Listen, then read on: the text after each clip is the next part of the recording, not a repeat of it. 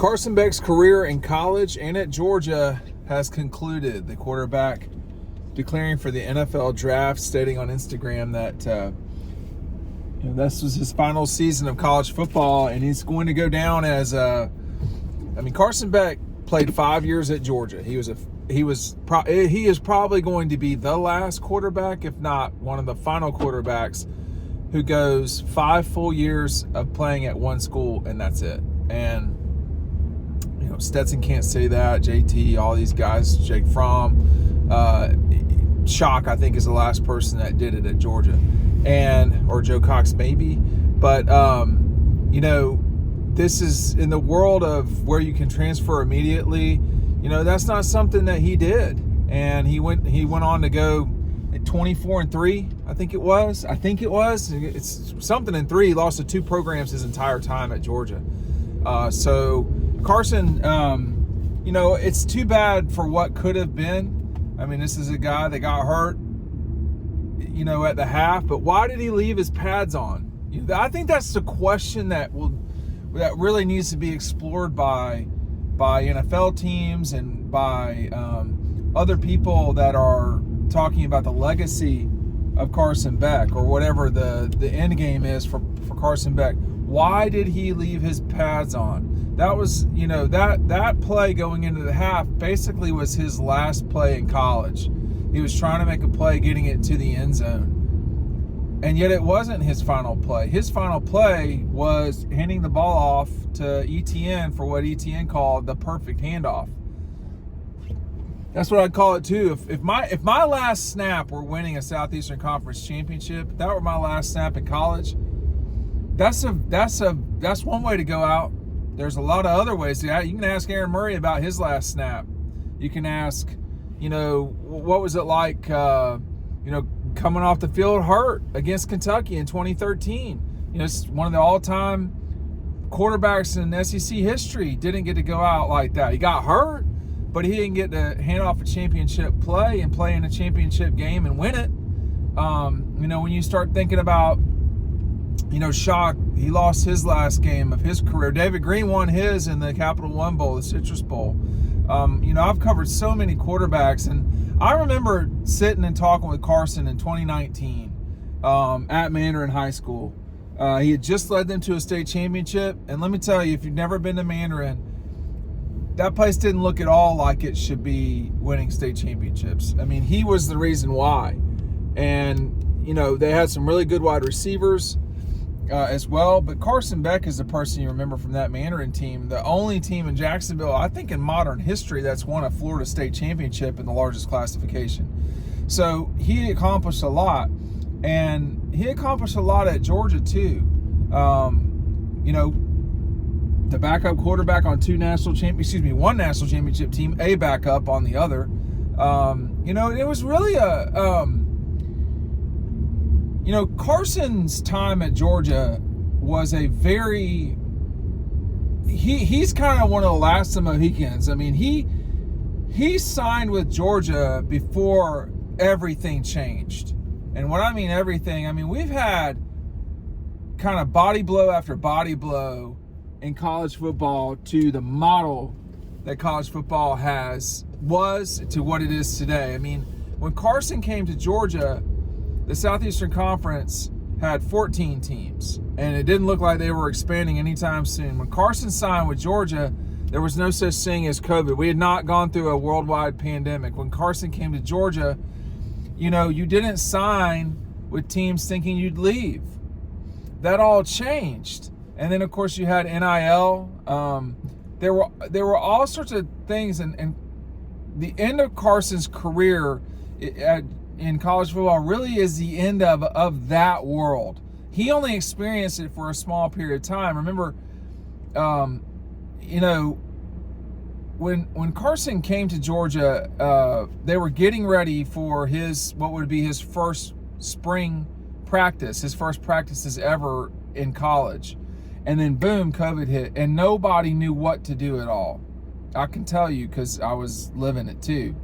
And he was such a good, he showed me some stuff when we were in Jacksonville at Mandarin that preceding summer going into the 19 season. It was showing me how they won the state championship and, you know, what the play was that really kind of won it for them. And you fast forward to the 2020 season, and I'm sitting there at Arkansas, and I can't remember, you know, at the beginning of the season, all the reporters were there. But by the end of the season, it was me and one other person. That was it. And he wasn't there for the first game. So I saw that entire 2020 season. And going into, you know, that Arkansas game, JT Daniels was not healthy. Like, he wasn't going to play. He had not been cleared. You know, he was a no-go. So when Dwan Mathis really was struggling, it was like, are they going to make a move here? Which they really didn't do that a lot at Georgia. Like, I've not seen them change a quarterback in a long time. They went to Stetson. But it seemed to me like it was not out of the question that you could go to Carson Beck. Well, you know, the first college snap that Carson ever got was in the freezing cold, snowy, I wouldn't say it was snowing, but it was snowy conditions in Columbia, Missouri.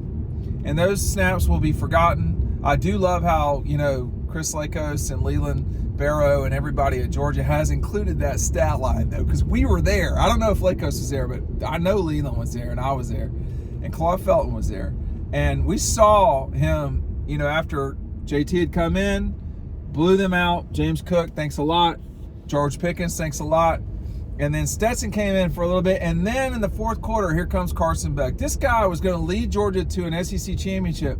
The backup quarterbacks that day, both of them have SEC championships to their credit. Now, if you want to come in with the Gunnar Stockton thing, I mean, I think Gunnar gets credit for that SEC championship too in 2024, whatever year we're in.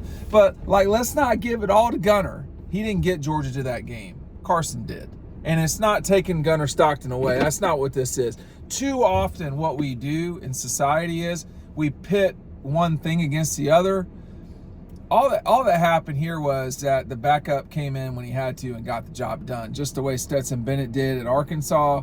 And, you know, I guess you could say just the way Jacob Eason did against North Carolina in 2016, Jake Fromm against Appalachian State in 17. It's what had to happen. But in order for Georgia to get to the SEC championship game, what had to happen? Well, they had to beat Tennessee. I mean, if they didn't beat Tennessee, they're not in the playoff right now because they're not going to qualify at 9-3. That was a do or die game. And guess who came and balled out completely? Carson Beck. And then, you know, the UMass game, you know, I would say the offense balled out pretty well in that game, I have to say. But it was the Tech game that, like, what is Carson Beck's legacy? Besides being the starting quarterback on an SEC championship team, of which there's not a lot of those people around.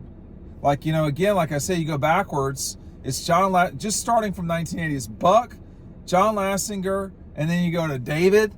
So you got David, and then Shockley, and then, you know, Jake Fromm, and then, you know, Stetson, and now Carson Beck. There's not like, everybody's not going to be SEC championship quarterback winning the SEC championship. And, you know, if it was, you know, 85%, 90% Carson Beck, which the season was 100% him, you got to give Gunnar some credit for what he did when he came in to win the game. But again, you're not there without your starting quarterback, and winning games at Kentucky and, you know, Florida and all these things that, you know, grinding you through, scoring the points. I mean, so much of this season, I wonder what Georgia would have been like, and we will never know. This offense was literally never the same. Like, we never saw the capacity of this offense from the start. And, you know, with Etienne out against Clemson, Georgia still scores 30-some-odd points. Why did that happen? I mean, a lot of that, not all of that, was Carson Beck. You know, and then they lose Tate in the Kentucky game. And then you got Wilson getting hurt. You got Bobo coming in. And then Etienne gets hurt after Texas, and like, he's not right for Florida or Florida or Ole Miss or Tennessee or Tech. I mean, we never saw pure might and power of what this offense could have been with Etienne and Beck at the same time, and it was rare. And when they were in together, you know, at Texas, Carson didn't play well. When they were in together, you know, the Tennessee game, you know, Etienne didn't play in that game. But Auburn, they scored 30-plus points. Against State, they scored 40 points. That was more like what it would have been like, but even then you didn't have Tate, right? So the potential of what this thing could have been, you know, and needless to say, I think, too, Carson did a lot of the work this season that, you know, I think looking back over time, people will praise him for what he did and so forth. But it's been a long year, and that play against Tennessee where he ran the ball and kind of shook, I think the season changed on that play. They were down 10-0.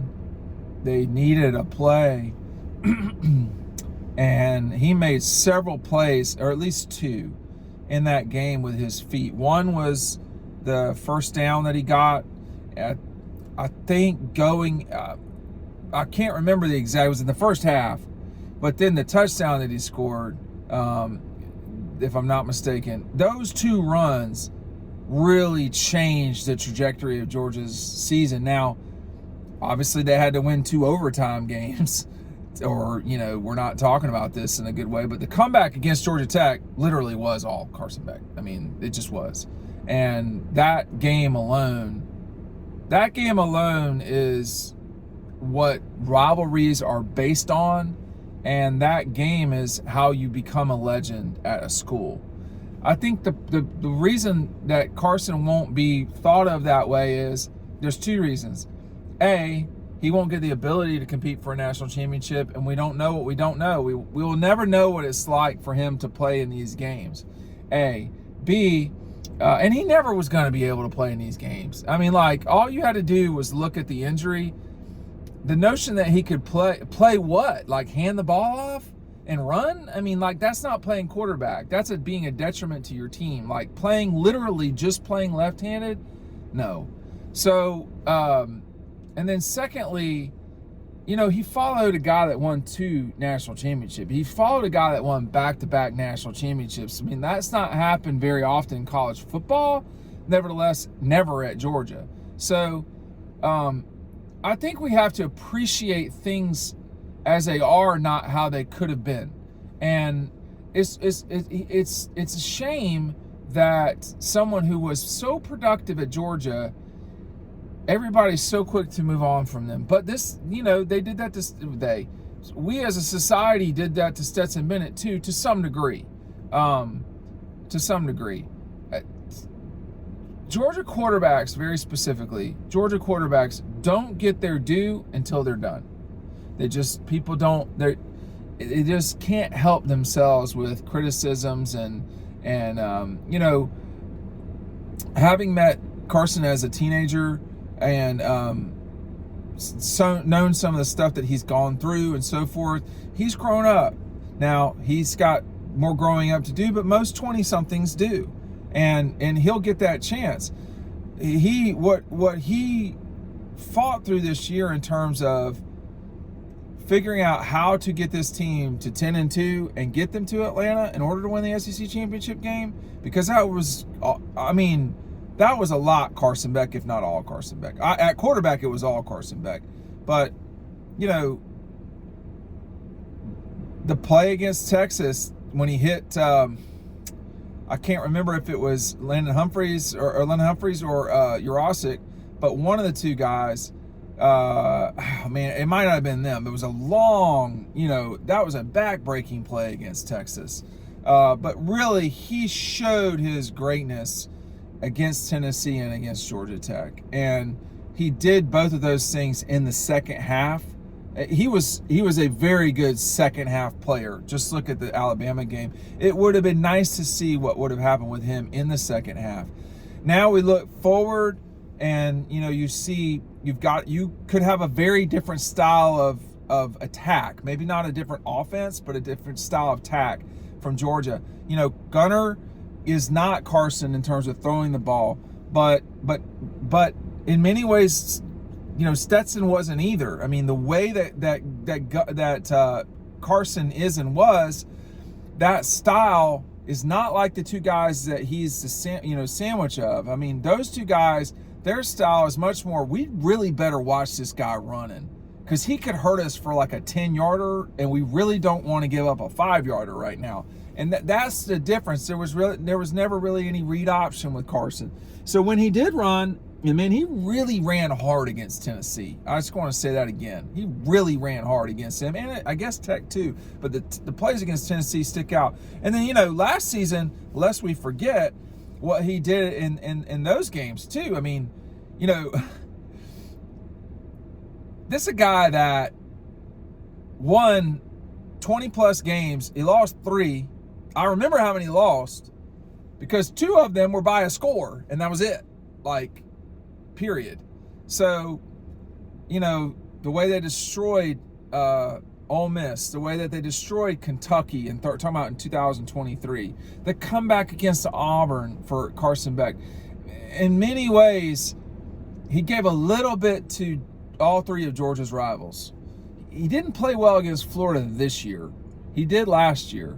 And, that game, Jacksonville really meant a lot to Carson. And it meant a lot to him in 2019.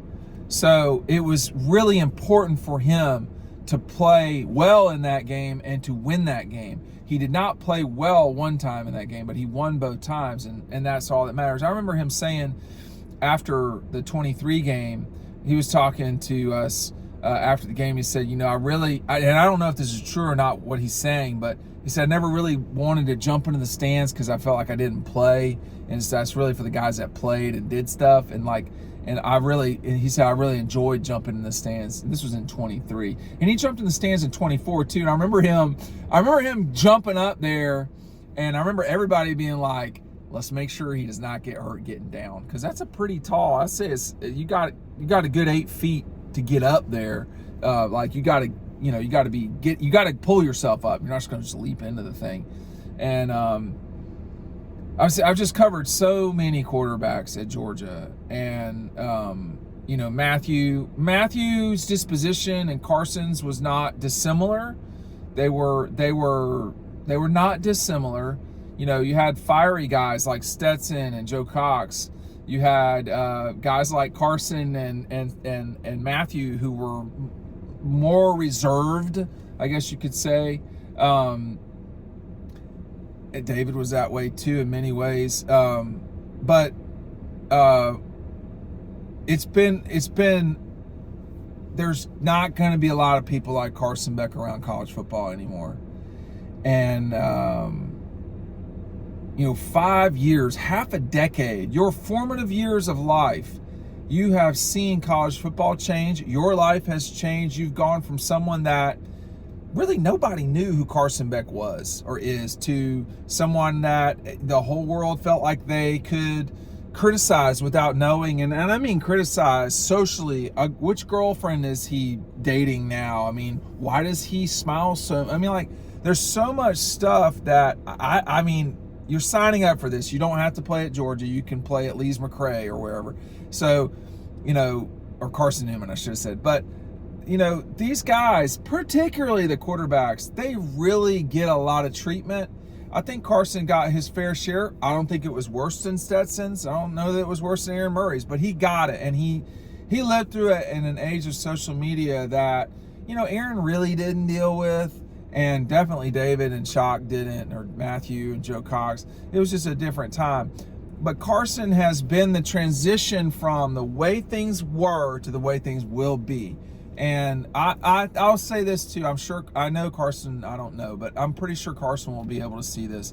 And I would say, I'm glad that you did what you wanted to do. I'm glad that I don't like Lamborghinis or race car. I don't care. My car costs $15,000. It doesn't matter to me. But if you were able to live your life and enjoy your life in your formative years and be able to do things in a responsible way, which is, the guy never got in trouble. Good. Kudos to you. And I mean, to ball out the way that he did and to win a championship the way that he did, we don't all have to like people for them to be successful. And, I think he's an extremely likable person that that his teammates have loved him, and he's going to be hard to replace. He's going to be hard to replace, and that's up to Gunner and Mike Bobo and Kirby to make that happen. And I think they can, but it's not going to be easy to do. Carson Beck declaring for the NFL draft, and hopefully can get some recovery and rest in this time and getting ready for the draft in April or May, whenever it is. Thanks for watching.